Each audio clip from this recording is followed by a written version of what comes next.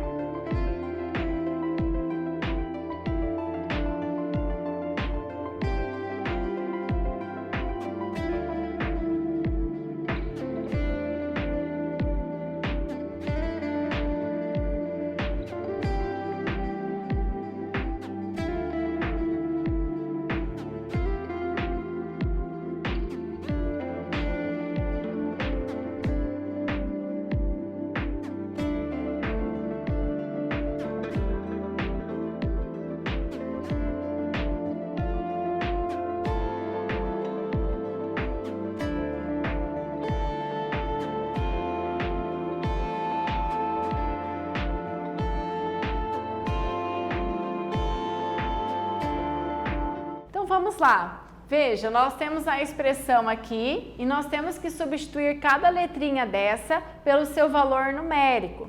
Então, a letra A, menos 2, letra B, menos 3, letra C, 6 e a letra D, ó, reparem, esse primeiro menos aqui já é lá da continha, ok? Então, a professora pegou esse menos e trouxe para cá. E esse menos aqui, ele é do número, porque o nosso D, ele vale menos 1, ok? O que nós vamos ter que fazer aqui? Um jogo do sinal. Nós vamos transformar esses dois sinais de menos em mais, ok? Então, vamos lá. Olha lá, menos 2, menos 3, mais 6, menos com menos, mais 1. Ok.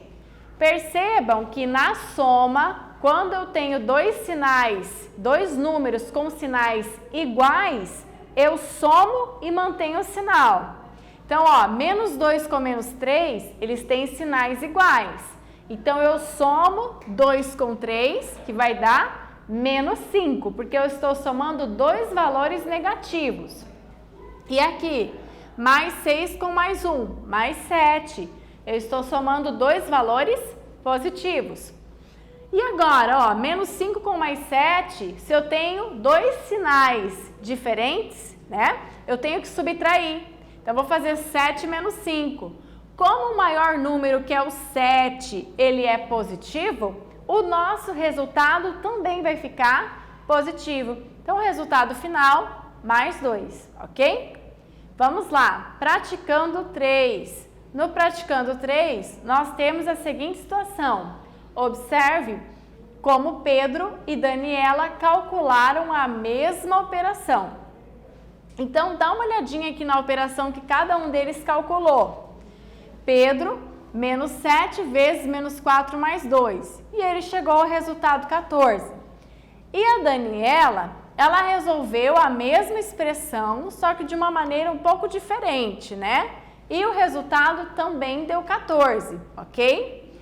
O exercício está pedindo para você descrever aí na sua casa, com as suas palavras, qual é o processo, qual foi o processo utilizado por cada um deles, ok? Então, a professora vai dar um tempinho para vocês resolverem esse exercício e a professora já volta, ok?